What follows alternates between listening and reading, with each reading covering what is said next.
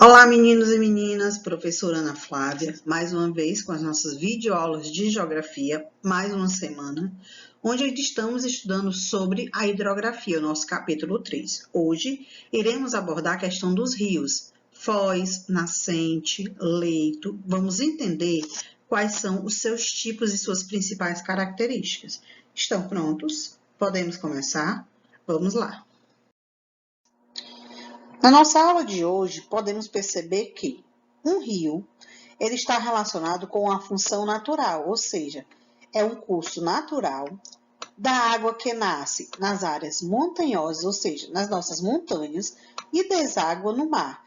Quando a gente fala de desaguar, significa que é o seu destino final.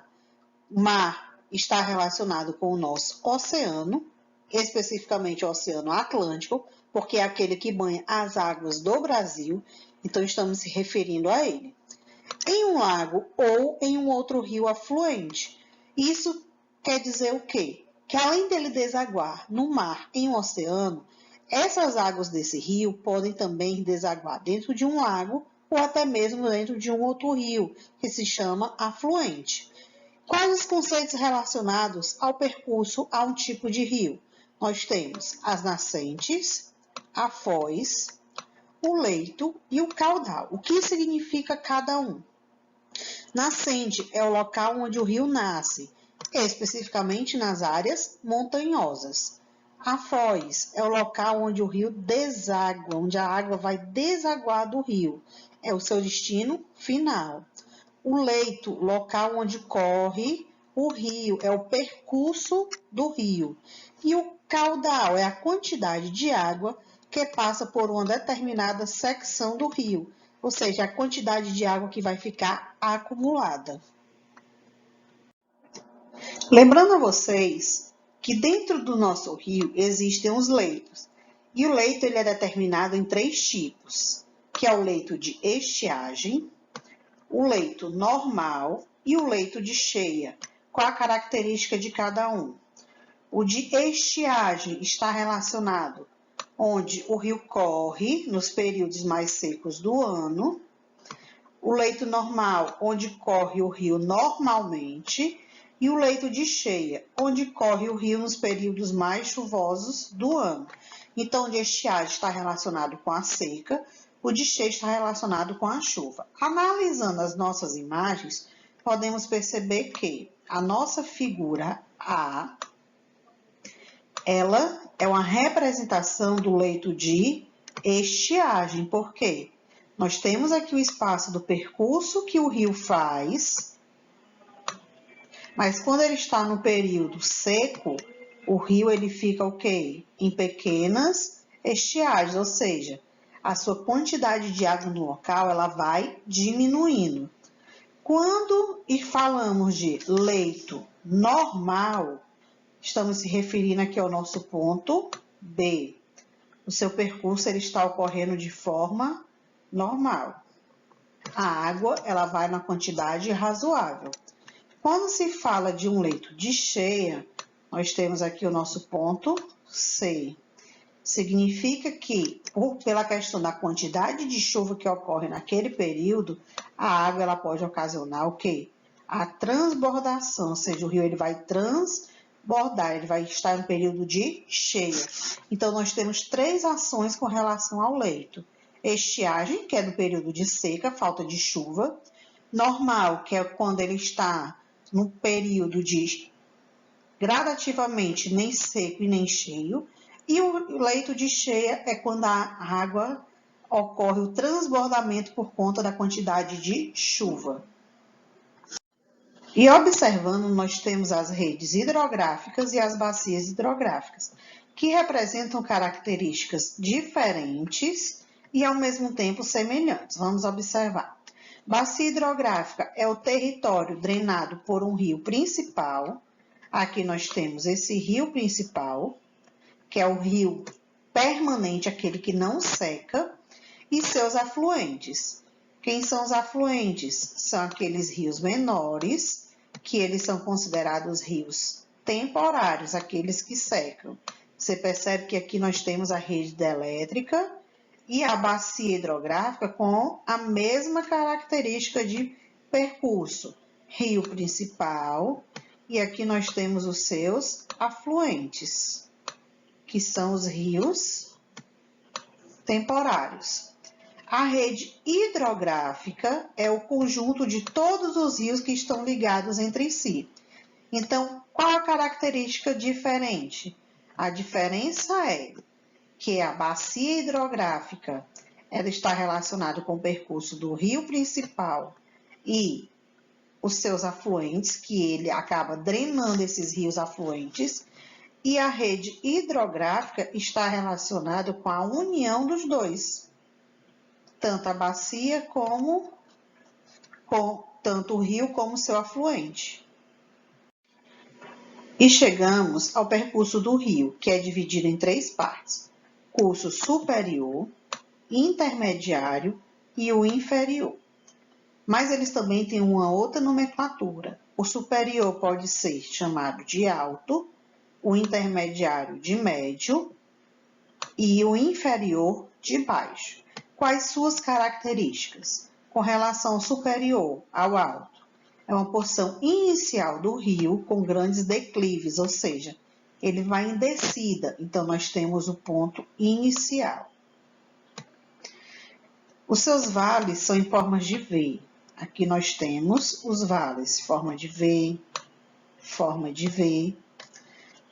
Apresenta uma grande velocidade de água exatamente por conta do seu declive, por conta da sua descida. E essa ação acaba ocorrendo o desgaste dos materiais, o desgaste do solo, da vegetação, porque essa água acaba arrastando o que encontra pela frente.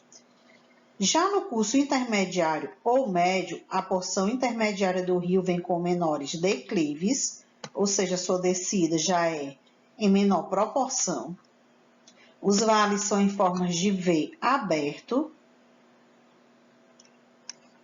A velocidade da água começa a diminuir porque a sua descida não é mais tão declive e ocorre a fase de erosão, o transporte de tudo que ele vem arrastando, ou seja, de tudo que ele vem encontrando pela frente. Já o inferior ou baixo, a sua porção final do rio é praticamente plano, e aqui podemos observar.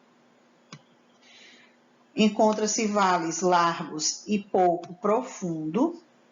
Tem uma baixa velocidade do escoamento da água, exatamente porque já está numa região mais plana. E essa fase de erosão já é acumulação, porque como não tem mais descida, não tem mais percurso de rio, não tem mais vegetação para ser arrastada, ele vai acumular tudo que ele veio trazendo durante o seu percurso, o seu curso, do superior até o inferior. Cada tipo de rio apresenta uma característica diferente com relação ao seu volume de água. Então, quando o rio corre para dentro do continente, ele é chamado de endorreica, ou seja, é uma ação dentro do espaço. Quando o rio corre para fora do continente, é chamado de exorreica, é uma ação fora do espaço. O rio que não possui uma direção certa, ele simplesmente desaparece por conta da evaporação ou infiltração, esse rio acaba sendo muito parecido com o rio temporário, que é aquele que seca, suas águas evapora. Então, ele é conhecido como arreica. Já aqueles que são caracterizados por rios subterrâneos, como áreas calcárias e grutas, que são localizados dentro de rochas, dentro de espaços fechados, são chamados de criptorreica. Então, nós temos tipos de rio devido à sua ação de volume, a ação do volume da água, endorreica, que é quando ele ocorre dentro do continente, a área interna, exorreica, quando ele vai para fora do continente, ou seja, deságua no oceano, é chamado de exorreica. Arreica é quando o rio não possui uma direção certa, ele acaba evaporando por conta da falta de chuva. E o criptorreica é aquele que é localizado em grutas. E as partes de um rio, você conhece? Não? Pois vamos observar. Eles estão relacionados com os afluentes, nascentes, leito, foz, subafluentes. Vamos conhecer cada um. Os afluentes é o nome dado ao rio pequeno que deságua em rio principal. É aquele tipo de rio pequeno, temporário, que costuma secar e ele acaba sendo abastecido, ele acaba recebendo águas de rio maior, que é considerado um rio principal ou um rio perene. Já o subafluente é o nome dado para pequenos rios que deságuam em um afluente, ou seja, é um rio menor que deságua também num rio pequeno. Confluência, termo que define a junção de dois ou mais rios, principalmente dos rios menores. Foz é o local onde irá desaguar a água do rio. Nós temos aqui a representação, podendo dar um outro rio em oceano ou lago. Essa água pode desaguar tanto em um lago, como no oceano, como em um outro rio.